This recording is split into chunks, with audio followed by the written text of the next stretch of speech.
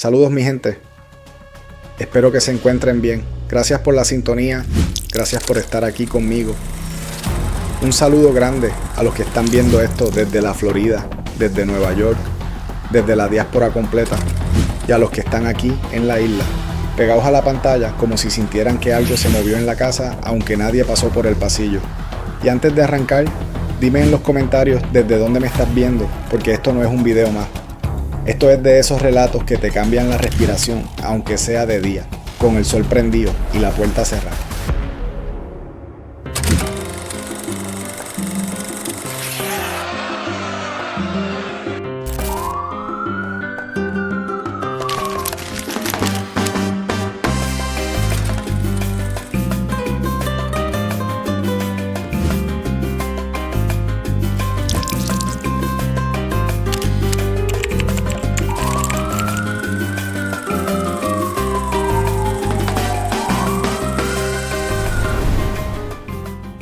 Porque lo que te voy a contar no empieza con una masacre, ni con sirenas, ni con tiros. Empieza con una voz conocida, una voz que entraba a las casas todos los días sin pedir permiso, una voz joven, segura, elegante, una voz que parecía tener el futuro asegurado. Hasta que una noche, sin aviso, sin escándalo inmediato, se apagó. Es viernes, Puerto Rico está en su rutina normal. El país respira deporte, televisión, radio, jangueo ligero. Nadie está pensando en muerte. Nadie está pensando en crimen, nadie está pensando en encubrimiento, y mucho menos en una masacre silenciosa, de esas que no dejan cuerpos en la calle, pero sí dejan verdades enterradas. Luis Roberto Rigual tenía 25 años, 25. Para muchos eso es apenas empezar, pero para él ya era cima, no era un improvisado, no era un chamaquito jugando a periodista, era hijo de quien era, sí, pero también tenía talento propio, disciplina, preparación. Desde adolescente demostraba que lo suyo no era casualidad. Debate académico en Washington, siendo casi un nene. Competencias nacionales. Micrófonos grandes antes de que otros aprendieran a respirar frente a uno. Para principios de los años 80, Luis Roberto ya no era promesa, era presente. Canal grande, eventos grandes, boxeo, baloncesto, tenis, juegos internacionales. El país se acostumbró a verlo como si siempre hubiese estado ahí, como si fuera normal que alguien tan joven cargara con tanta responsabilidad frente a cámara. Y ese es el detalle que incomoda cuando uno mira esta historia hacia atrás. Nada en su vida pública apuntaba a un final abrupto, nada gritaba peligro, nada sugería tragedia. Esa noche había juego, baloncesto superior nacional, el ambiente típico, luces, cámaras, comentaristas, risas antes de salir al aire. Gente que llevaba años trabajando juntas. Rutina, normalidad. Nadie imagina que está participando en la última transmisión de alguien. Termina el juego. Se desmontan cámaras, se apagan micrófonos, se hacen planes, comer algo, hablar mierda, reírse de alguna jugada, lo normal, lo humano. Nadie sale corriendo. Nadie se despide como si fuera la última vez. Horas después, la noticia corre bajito. Primero como rumor, luego como titular. Luis Roberto Rigual falleció de madrugada, ataque cardíaco. Así, seco, sin explicación larga, sin preguntas incómodas. Un joven sano, activo, recién casado, muerto de repente. Puerto Rico se congela. El sábado amanece raro. El país no sabe cómo procesar la noticia. En la televisión, las caras son serias. En la radio, las voces suenan más lentas. Se repiten imágenes de su boda, de sus narraciones, de su sonrisa segura frente a cámara. El homenaje se organiza rápido. Carteles. Minutos de silencio. Lágrimas genuinas. Gobernadores presentes. Multitudes. Un funeral que parece más un evento nacional que un sepelio privado. Y ahí, en medio de esa conmoción colectiva, se siembra la primera semilla de inquietud. Porque mientras el país llora, el cuerpo de Luis Roberto es llevado al Instituto de Ciencias Forenses. Y lo que se supone que sea un trámite técnico, silencioso, clínico, termina cambiando la historia completa. Semanas después, el informe sale. Y lo que dice no cuadra con la imagen que el país estaba llorando. No habla de un simple ataque cardíaco espontáneo.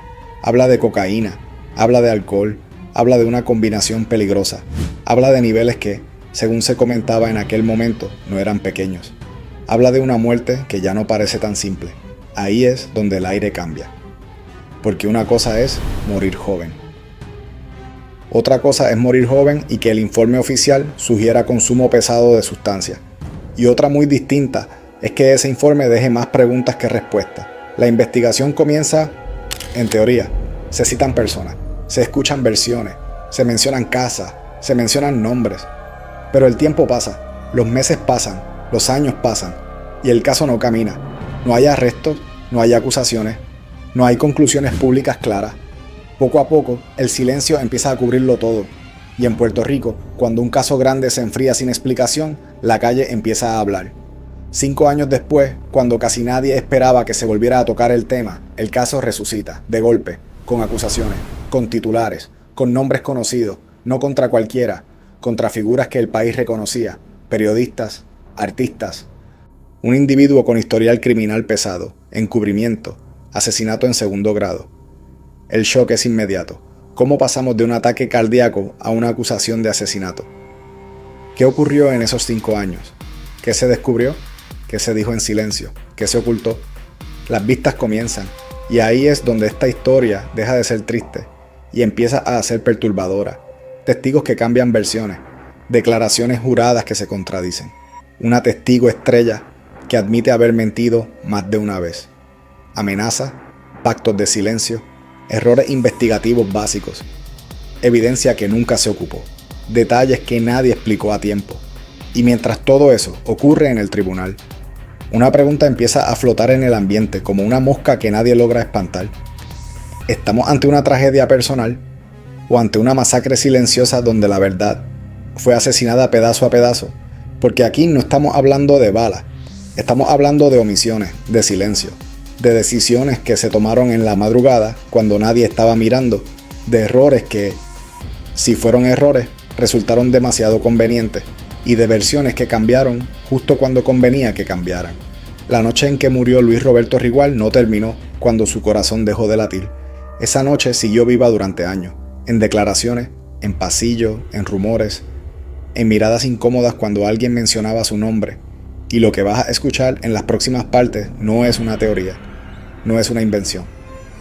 Es la cronología de cómo un caso que parecía cerrado terminó convertido en uno de los episodios más incómodos de la historia mediática y judicial de Puerto Rico. Porque hay muertes que se aceptan, y hay muertes que el país nunca termina de creer. Y esta es una de esas. La noche no empezó torcida. Eso es lo más inquietante de todo. No hubo discusiones previas, no hubo amenazas, no hubo llamadas raras, no hubo ese presentimiento que uno a veces siente cuando algo malo viene bajando por la espalda. Fue una noche normal, casi aburrida, de esas que uno no recuerda, hasta que se convierten en la última. El juego en Fajardo terminó como terminan tantos otros juegos. Micrófonos apagándose, técnicos recogiendo cables, comentaristas bromeando entre ellos. Luis Roberto estaba bien, hablaba normal, caminaba normal.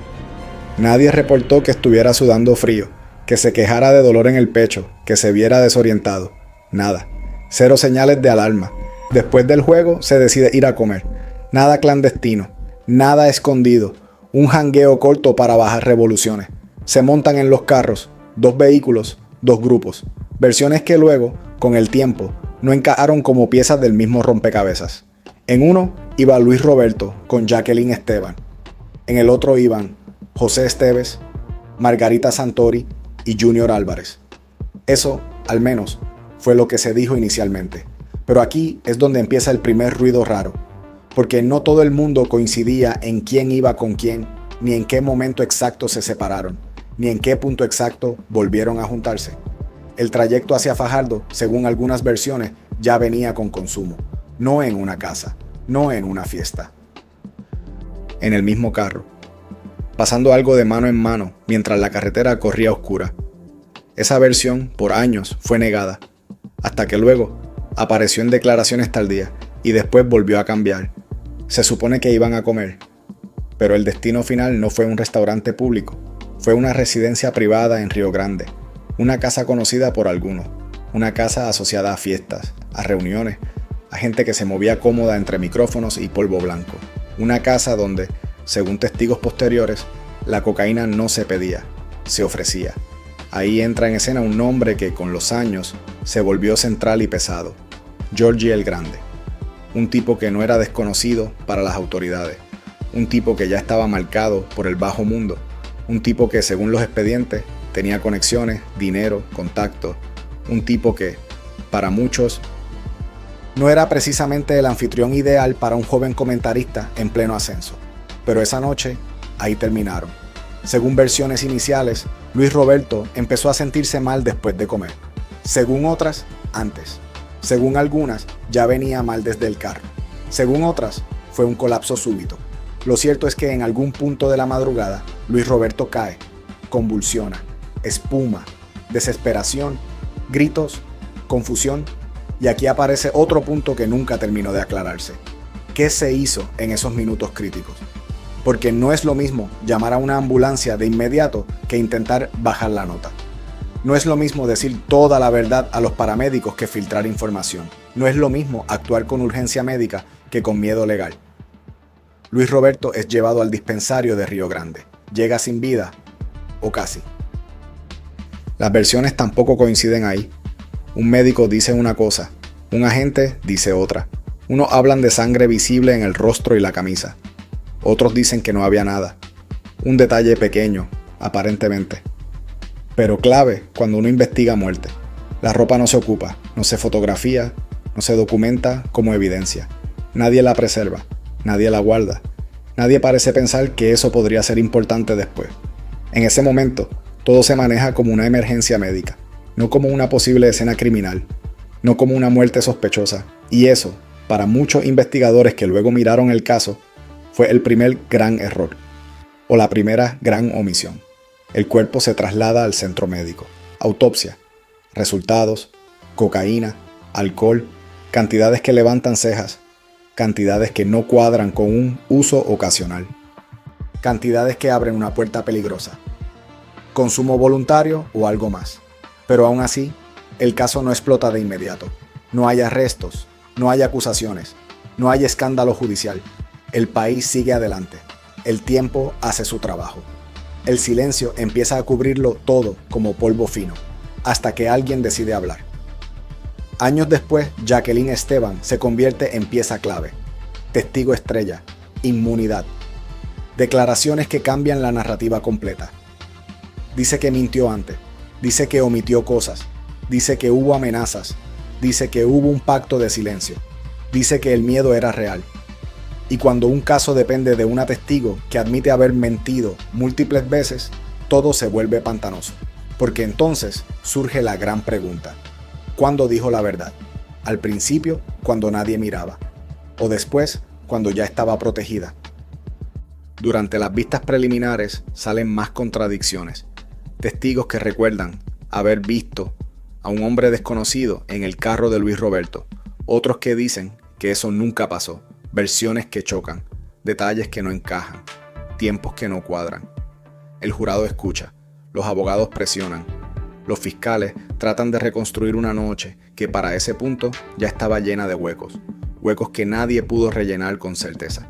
Y mientras todo eso ocurre, el país observa en silencio, porque ya no se trata solo de Luis Roberto, se trata de confianza, en los medios, en la justicia, en la verdad. El veredicto final llega años después. Absolución, todos libres, ningún culpable. Legalmente el caso queda cerrado, pero hay cierres que no cierran nada, porque aunque un jurado absuelva, hay historias que siguen oliendo raro. Hay detalles que nunca se explicaron, hay decisiones que nadie justificó del todo, y hay una sensación persistente de que esa noche, más allá de una sobredosis, ocurrió algo que el país nunca terminó de entender. No hubo balas, no hubo casquillos, no hubo sirenas largas, pero hubo algo peor. Una verdad que se fue muriendo lentamente, versión tras versión, hasta quedar irreconocible. Cuando el caso finalmente llega a los tribunales, ya no es el mismo que aquella madrugada confusa en Río Grande. Han pasado años. El tiempo hizo lo suyo. Los recuerdos se oxidaron, las versiones se acomodaron, los miedos cambiaron de forma. Y aún así, el expediente revive como si alguien hubiera decidido, de pronto, destapar una caja que muchos preferían dejar cerrada. Las acusaciones caen como un rayo en cielo claro.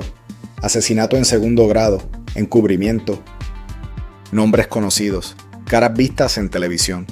Voces que durante años habían narrado deportes, comedia, entretenimiento. De momento, sentados en el banquillo, escuchando cargos que no encajaban con la imagen pública que el país tenía de ellos. La reacción fue inmediata: shock, indignación, negación. ¿Cómo era posible que, 5 años después, se estuviera hablando de asesinato cuando durante tanto tiempo se había repetido que todo fue un paro cardíaco por consumo? ¿Por qué ahora? ¿Qué cambió? La fiscalía sostiene una teoría clara, aunque frágil: que Luis Roberto no murió simplemente por consumir droga, sino que alguien facilitó una cantidad tan alta de cocaína que creó un riesgo sustancial para su vida, que no fue un accidente aislado, sino el resultado de una conducta negligente, temeraria, casi indiferente al desenlace. Que hubo misiones posteriores que buscaron proteger a alguien, pero sostener eso en corte es otra cosa. Desde el primer día del juicio queda claro que la piedra angular del caso es Jacqueline Esteban. Todo gira alrededor de ella. Su testimonio es la columna vertebral, el eje, la pieza sin la cual el edificio se cae. Y eso lo saben tanto la fiscalía como la defensa. Cuando Jacqueline sube al estrado, el ambiente se tensa. No es una testigo cualquiera, es una testigo que ha admitido haber mentido antes, varias veces. Bajo juramento, en declaraciones juradas, en vistas previas, en entrevistas. Eso pesa, mucho. Ella habla de consumo en el carro, de serruchos para comprar droga, de paradas previas, de una noche que, según su versión final, estaba cargada desde mucho antes de llegar a Río Grande. Dice que mintió porque tenía miedo, porque fue amenazada, porque había un pacto de silencio, porque nadie quería ser el primero en señalar. La defensa no pierde tiempo, va directo al cuello. Cada contradicción, cada fecha que no cuadra, cada versión previa que difiere, la confrontan con sus propias palabras, escritas, firmadas, fechadas. Le preguntan cuándo dijo la verdad. Si mintió antes, ¿por qué creerle ahora? Y si dice que ahora dice la verdad, ¿por qué no dijo esto desde el principio? Jacqueline se quiebra, llora, se contradice, se corrige, acepta que cambió su historia múltiples veces, acepta que omitió detalles importantes, acepta que protegió a personas, acepta que fue presionada, pero insiste, esta vez está diciendo la verdad. El jurado observa, 12 personas tratando de decidir si esa verdad tardía es suficiente para condenar a alguien por asesinato. Luego vienen los peritos médicos, patólogos, examinadores forenses, expertos en toxicología. Aquí el caso se vuelve técnico, frío, clínico y paradójicamente más confuso. Se habla de niveles de cocaína en sangre, de metabolitos en la bilis, de consumo agudo versus consumo crónico, de cuánto tiempo tarda la droga en producir convulsiones, de si la cantidad encontrada pudo haberse ingerido en una sola noche o a lo largo de días. Un experto dice que la presencia en la bilis sugiere consumo intermitente previo. Otro dice que la combinación con alcohol pudo haber sido letal.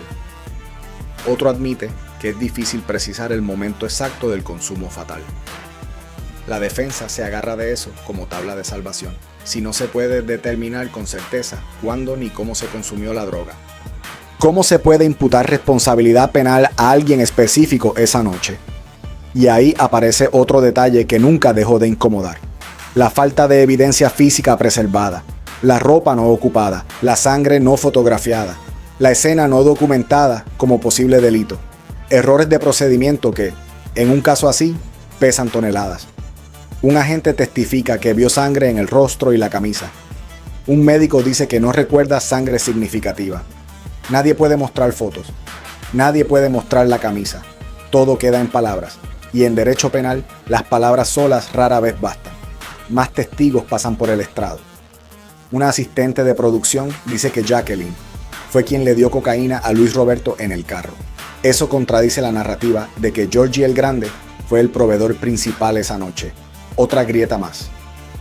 Otra testigo dice haber visto a un hombre desconocido en el asiento trasero del carro de Luis Roberto. Jacqueline había dicho que no había nadie más. Otra contradicción. La defensa repite un argumento clave una y otra vez. Este caso no es sobre lo que pudo haber pasado, sino sobre lo que se puede probar más allá de dudas razonables. Y duda es lo que sobra. El jurado, incluso, pide aclaraciones al juez. Preguntan sobre homicidio involuntario, sobre negligencia, sobre responsabilidad compartida. El juez explica que si hay duda sobre quién actuó con mayor negligencia, esa duda beneficia al acusado. Les recuerda que no pueden especular, que tienen que basarse en evidencia. Después de semanas de testimonio, de declaraciones cruzadas, de historias que se pisan unas a otras, el jurado se retira a deliberar. Secuestrados en un hotel. Aislados del ruido mediático, solo ellos y el expediente. La decisión llega, absolución para todos. En el caso de los acusados por encubrimiento, el veredicto es unánime. En el caso principal, no lo es del todo, pero suficiente para absolver. Legalmente, nadie es culpable. Nadie paga cárcel por la muerte de Luis Roberto Rigual. Al salir del tribunal hay declaraciones, acusaciones cruzadas. Se habla de vendetas políticas, de investigaciones mal hechas, de protagonismo tardío, de un caso inflado por presión mediática. Pero más allá de la ley, el país queda con un sabor amargo, porque aunque el tribunal cerró el caso, la historia nunca se sintió completa. Demasiadas contradicciones, demasiadas omisiones, demasiadas preguntas sin respuesta. ¿Por qué la investigación inicial fue tan laxa? ¿Por qué no se preservó evidencia básica? ¿Por qué algunas versiones cambiaron tanto con el tiempo? ¿Por qué se tardó 5 años en radicar cargos tan graves? Y la pregunta que más incomoda, la que nadie puede contestar con certeza. Si Luis Roberto no hubiera sido quien era, si no hubiera sido una figura pública querida, este caso se habría manejado igual. O se habría olvidado mucho antes. Años después, cada vez que alguien vuelve a escuchar la voz joven de Luis Roberto narrando un juego, cada vez que aparece una imagen suya en un archivo, algo se aprieta en el pecho colectivo del país. No por morbo, por sensación de pérdida, por la idea de que esa noche, entre risas, jangueo y malas decisiones, se cruzó una línea invisible. No fue una masacre en el sentido clásico, no hubo ráfagas ni sangre en la calle, pero fue una masacre de confianza, en las versiones, en la memoria, en la certeza de que siempre se llega a la verdad. Y eso, a veces, da más miedo que cualquier pistola. Después del veredicto, el silencio no llegó de golpe, llegó raro, fragmentado, incómodo, como cuando se apagan las luces de un coliseo y todavía quedan ecos rebotando en las gradas. Legalmente el caso estaba cerrado, pero socialmente apenas comenzaba otra etapa, la de las versiones que no caben en un expediente, la de los susurros que no se imprimen en sentencia. Porque cuando un tribunal absuelve, no siempre significa que el país entienda. Y en este caso, Puerto Rico no entendió. O peor aún, entendió demasiado bien que había cosas que nunca se iban a saber completas. Los acusados siguieron con sus vidas. Algunos retomaron trabajos, otros se alejaron del foco público. Otros cargaron con una sombra que nunca se fue del todo. No hubo revancha judicial, no hubo reaperturas formales, no hubo un segundo acto legal. El sistema hizo lo que hace el sistema cuando ya no puede sostener una narrativa sólida. Cerró el libro y pasó página. Pero la calle no funciona así. En la calle, en los pasillos de los canales, en las cabinas de transmisión, en los jangueos después de un juego, el nombre de Luis Roberto seguía apareciendo. No como acusación directa, sino como pregunta. Siempre como pregunta. ¿De verdad fue solo exceso? ¿De verdad nadie se dio cuenta de que estaba mal antes de llegar al restaurante? ¿Por qué nadie llamó a emergencias más rápido? ¿Quién decidió qué se decía y qué no se decía esa madrugada? No eran preguntas para buscar culpables concretos, sino para entender cómo una noche normal terminó con un joven muerto y un país dividido entre el duelo y la sospecha. Con los años se empezó a notar algo curioso. Cada vez que alguien intentaba reconstruir la noche completa, se encontraba con un vacío temporal. Un espacio donde los relatos se superponen, pero no encajan. El trayecto, la casa, el consumo, la crisis, el traslado, todo parece estar ahí, pero nunca alineado del todo. Y eso es peligroso, porque cuando no hay una línea clara, la mente colectiva empieza a rellenar los huecos. Algunos comenzaron a hablar de una cultura de exceso que se normalizaba en ciertos círculos mediáticos de la época, no como acusación personal, sino como contexto. Los 80 no eran una década ingenua, había cocaína, había fiestas largas, había una sensación de invencibilidad entre jóvenes exitosos que sentían que el mundo estaba abierto de par en par. Otros insistían en que la presión profesional también jugó su rol. Luis Roberto no era cualquier comentarista, era el futuro, el que todo el mundo veía como heredero natural de una tradición, el que estaba en todos lados, juegos, boxeo, tenis, especiales, siempre preparado, siempre brillante, siempre al aire. ¿Y qué pasa cuando alguien así no descansa?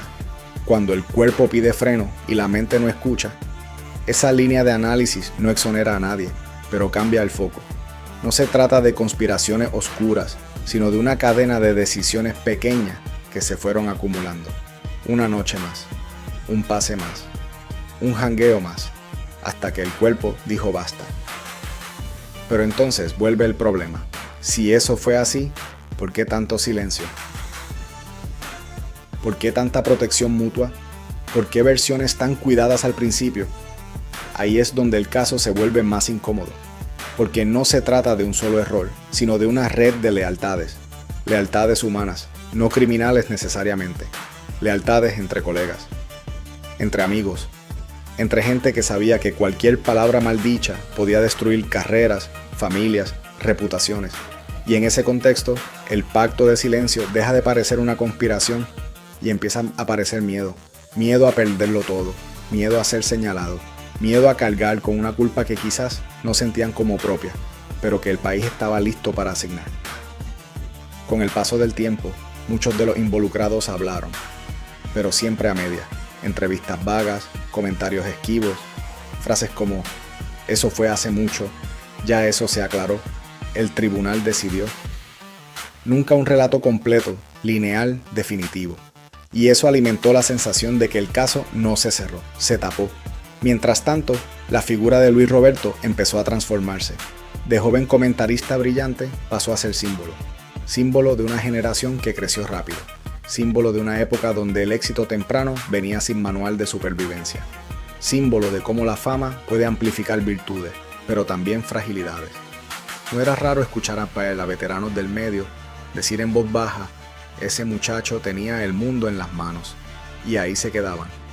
No seguían, como si cualquier palabra adicional fuera demasiado. La televisión, curiosamente, también hizo su parte en el olvido selectivo. Con el tiempo, su nombre se fue mencionando menos, no por mala fe, sino porque el tema incomodaba. Nadie quería reabrir una herida que no tenía cierre limpio, pero la historia tiene una manía, siempre regresa. Cada cierto tiempo, alguien desempolvaba el caso. Un documental, un artículo, un podcast, una conversación viral. Y cada vez pasaba lo mismo. La gente volvía a dividirse. Los que decían, ya eso se aclaró, contra los que decían, eso nunca se explicó bien. Y en el centro de todo, un detalle que nunca dejó de pesar: la edad. 25 años, recién casado, en el punto más alto de su carrera.